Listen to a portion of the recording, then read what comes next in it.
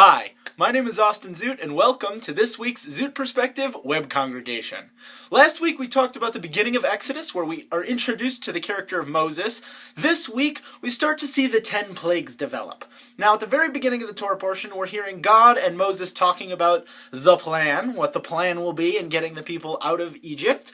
And one of the things that really caught my attention was, during this conversation, God mentions to Moses that Moses is to go to Pharaoh and say the famous phrase, "Let my people go," and Pharaoh is not going to say yes. And the reason for that is that God actually says, "I am going to harden Pharaoh's heart so that I can show my power over Egypt."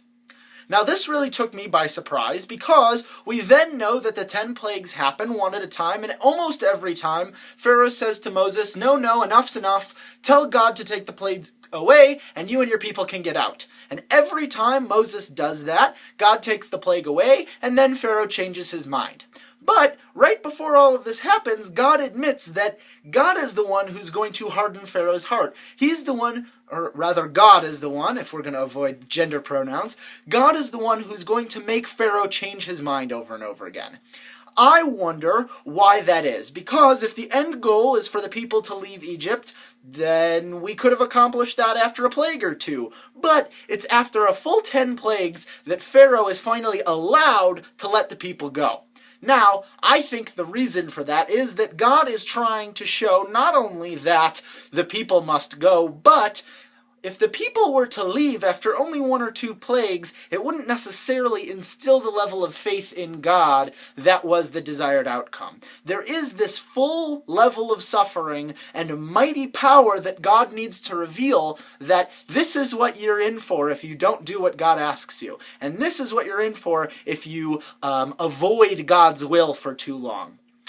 I think it's an interesting concept. God is portrayed yet again as a complex character, one who is both looking out for one group of people and also kind of plotting against another, which brings up the question of, if we're all God's people, which is later revealed a little later on in a different story, which we could talk about next week, but what is the purpose of the suffering if God's the one implementing some of it? Again, we see the complexity of this character, and that God is not cut and dry, which I don't think anybody would accuse God of being.